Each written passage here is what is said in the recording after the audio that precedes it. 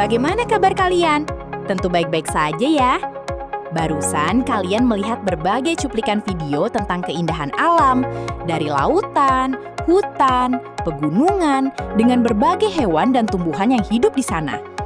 Kali ini kita akan belajar banyak hal tentang keanekaragaman hayati dan keseimbangan ekosistem. Untuk lebih jelasnya, simak video ini sampai habis ya. Apa itu keanekaragaman hayati? Keanekaragaman hayati adalah suatu keberagaman makhluk hidup yang didasarkan pada ciri-ciri yang dapat diketahuinya melalui suatu observasi atau pengamatan.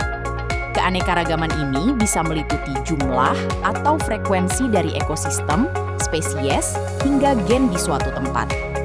Singkatnya, keanekaragaman hayati adalah keanekaragaman makhluk hidup yang terjadi karena perbedaan bentuk, ukuran, warna, tekstur, hingga sifat-sifatnya. Lalu, apa manfaat keanekaragaman hayati? Keanekaragaman hayati bermanfaat sebagai penyeimbang ekosistem. Ia juga bisa digunakan sebagai sumber ilmu pengetahuan dan teknologi. Dapat menjaga kualitas air bersih, penyediaan bahan bangunan dari kayu, menjadi sumber mata pencaharian, obat-obatan, sumber bahan pangan, bahan-bahan tekstil, dan masih banyak manfaat lainnya. Tahukah kamu bahwa ada 3 tingkatan keanekaragaman hayati? Pertama, keanekaragaman hayati tingkat genetik. Kedua, keanekaragaman hayati tingkat individu atau spesies. Dan ketiga, keanekaragaman hayati tingkat ekosistem. Keanekaragaman tingkat genetik terjadi karena adanya keanekaragaman susunan gen. Salah satu contohnya adalah perbedaan rambut.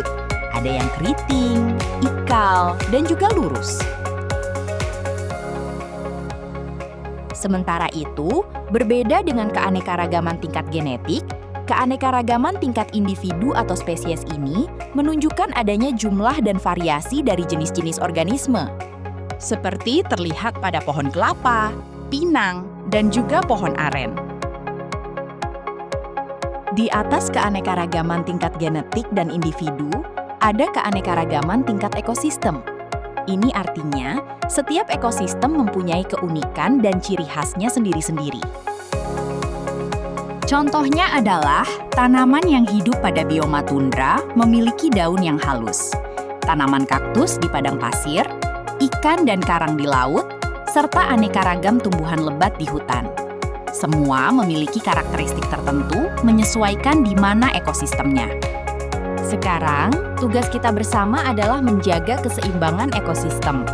Keseimbangan ekosistem adalah suatu kondisi stabil di mana interaksi antar komponen penyusunnya, biotik dan abiotik, berjalan secara harmonis, proporsional, dan dinamis.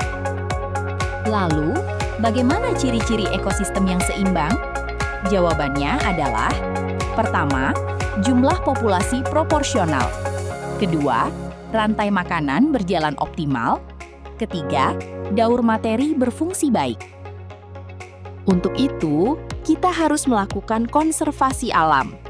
Konservasi sumber daya alam hayati dan ekosistemnya bertujuan untuk mewujudkan kelestarian sumber daya alam serta keseimbangan ekosistemnya. Kita harus ingat, salah satu fungsi manusia di bumi adalah khalifah, yang mana salah satu tugasnya adalah hablum minal alam.